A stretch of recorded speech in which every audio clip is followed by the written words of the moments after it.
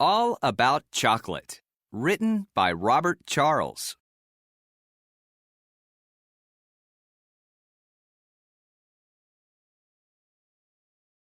Introduction.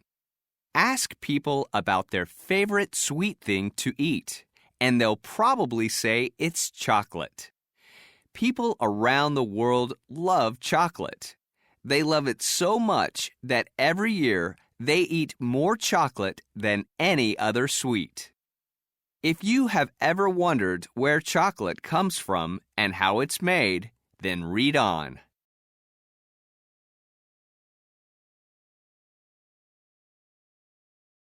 Where chocolate comes from.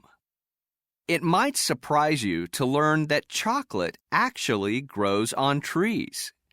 That doesn't mean that you can pick a chunk of chocolate from a tree branch and eat it. In fact, the chocolate growing on trees looks, tastes, and smells nothing like the chocolate you eat. The tree that gives us chocolate is the cacao tree. It is an evergreen tree that can grow to be over 40 feet, 12.2 meters tall. Chocolate comes from beans that are found in large pods on the tree. Cacao trees grow where it is hot and wet. Mostly they grow near the equator.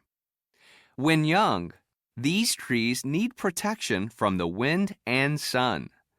But as they grow older, they can grow in full sunlight.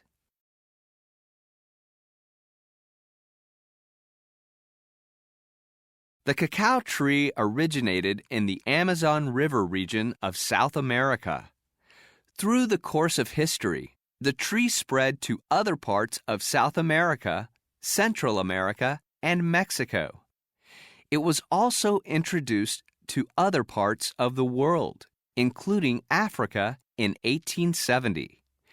Today, more than 2/3 of the cacao in the world comes from Western Africa.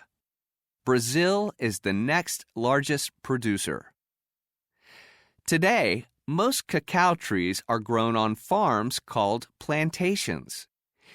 It takes 4 to 5 years before a cacao tree begins to grow pods.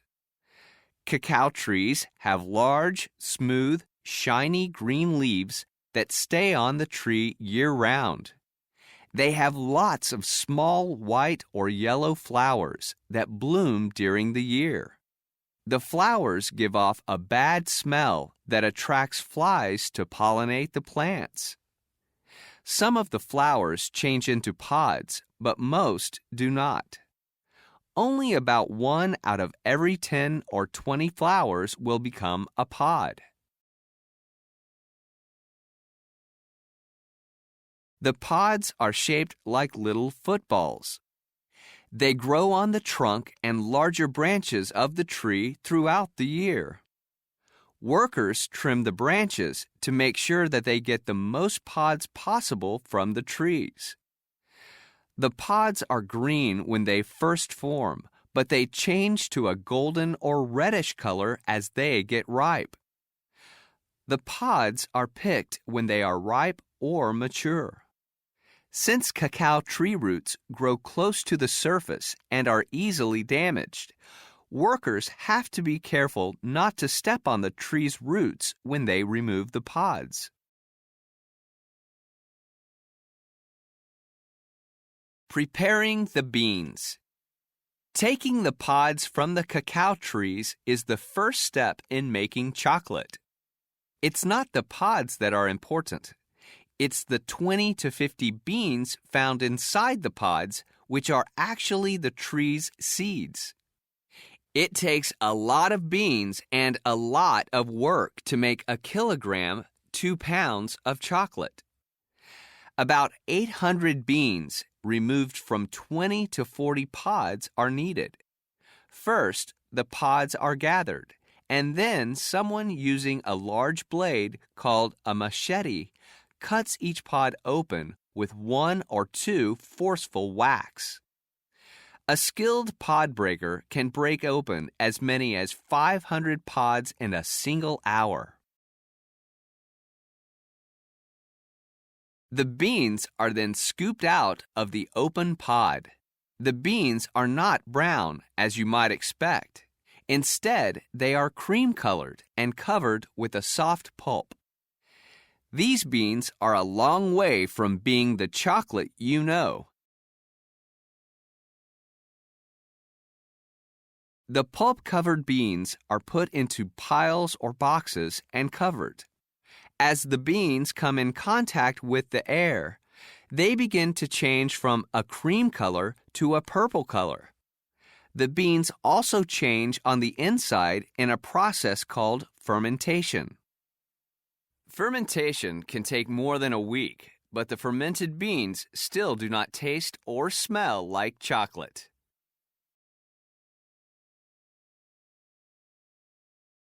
After the beans have fermented, they are dried.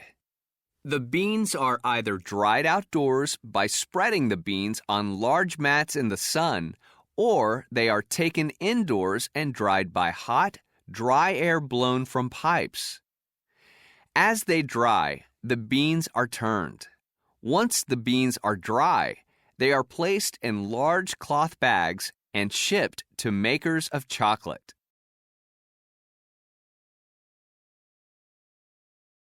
From beans to chocolate. Making chocolate from the fermented, dried beans is a very long and complicated process. First, the beans need to be cleaned, removing any remaining pulp or pieces of the pods. Then, chocolate makers blend different varieties of beans to make sure the chocolate has just the right flavor. The cleaned and blended beans are roasted in order to bring out the chocolate flavor. This is the stage when the beans begin to smell like chocolate. As the beans are roasted, the thin shell that covers them grows brittle.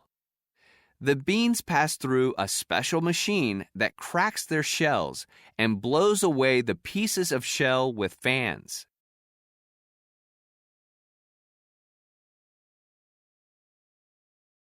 After the shells are removed, only the meaty part of the bean, called the nib, remains. The nibs are ground up and crushed until they become a liquid. The liquid is poured into molds where it cools into bars of bitter, unsweetened chocolate. The bars are then pressed until the most important part of the chocolate, a yellow liquid called cocoa butter, is removed. The cocoa butter drains through a screen and is collected to make the chocolate we eat. After the liquid cocoa butter is removed, the solid part of the bar is ground into a powder. Cocoa powder is sent to dairies and bakeries to flavor baked goods and dairy products. Word origins: cacao or cocoa. When the products of the cacao tree made their way to English-speaking countries, the Spanish word cacao became the English word cocoa. Writers and speakers of English today still use the word cacao when discussing the tree and its flowers, pods, and beans. People usually use the word cocoa when discussing the many products that come from the beans. The chocolate we eat is made in the final step, called conching. Conching takes place in machines with big rollers. A mixture of sugar, cocoa powder, cocoa butter, and other ingredients, such as milk and vanilla, is placed in the machines and then rolled and mixed until smooth. The smooth mixture is poured into molds and cooled. After it has cooled and solidified, the chocolate is removed from the molds and wrapped in packages for shipping. Another popular form of chocolate is white chocolate. White chocolate is made by mixing sugar and milk solids directly with cocoa butter.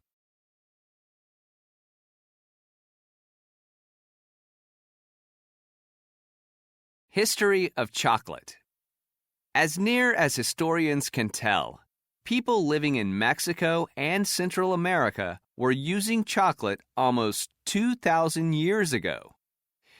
These people enjoyed a drink called chocolatl, made from roasted chocolate beans.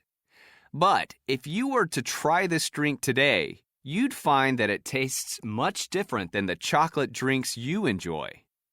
In fact, it was a very bitter-tasting drink, kind of like coffee. When Christopher Columbus returned from his fourth trip to the New World, he brought some cacao beans to show to the King and Queen of Spain. Europeans did not know what to do with the beans, so they mostly ignored them. They were more interested in spices and other things Columbus brought back.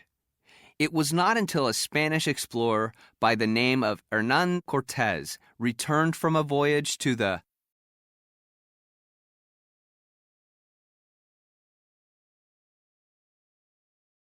New World that Europeans began to see that there was value in cacao beans. The great Aztec ruler Montezuma had served Cortés a drink made from cacao beans. The Aztecs told Cortés that it was the drink of the gods. They believed that cacao beans gave them added wisdom and strength. They placed so much value on cacao beans that they used the beans as a form of money. Cortés saw much more value in the beans as money than as a drink. He planted cacao trees so that he could use the beans, not for chocolate, but as money. It was his way of growing money on trees. Cortés brought back knowledge of how to make the chocolate drink, but it still was not popular outside the New World. Eventually, the Spanish began mixing sugar with the drink, along with cinnamon and vanilla, and serving it hot. The drink soon became very popular among the nobility and the very wealthy. The Spanish valued chocolate so much that they kept the knowledge of how to make it secret from the rest of Europe for almost 100 years. The Spanish created many plantations of cacao trees in their colonies in South and Central America to ensure a plentiful source of the beans. During this time, countries at war with Spain would sometimes capture Spanish ships full of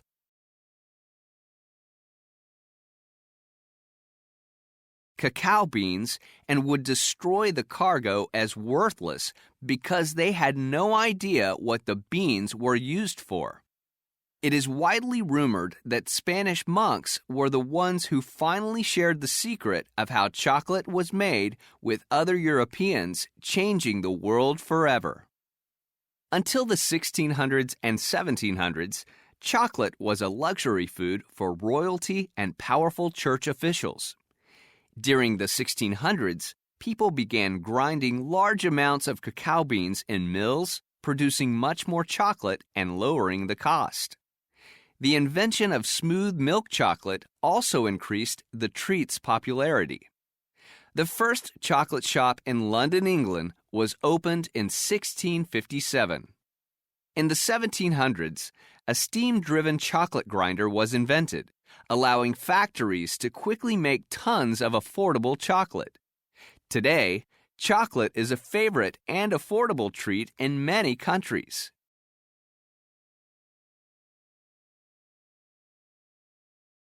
History of chocolate. 200. The first use of chocolate by people in Mexico and Central America. 900. Chocolate used as money by people of Mexico and Central America. 1502. Columbus brings cacao beans back to Europe. 1528. Hernán Cortés brings cacao beans and knowledge of how to make a chocolate drink to Spain. 1657. A Frenchman opens the first chocolate shop in London, England. 1828. Cocoa press is invented. 1847. First solid chocolate bar is sold. 1875.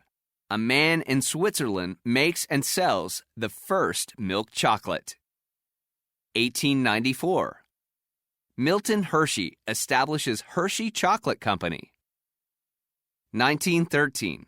Invention of a method for making chocolates filled with other sweets.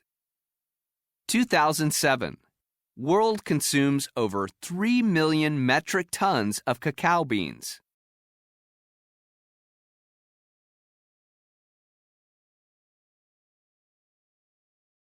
Chocolate today.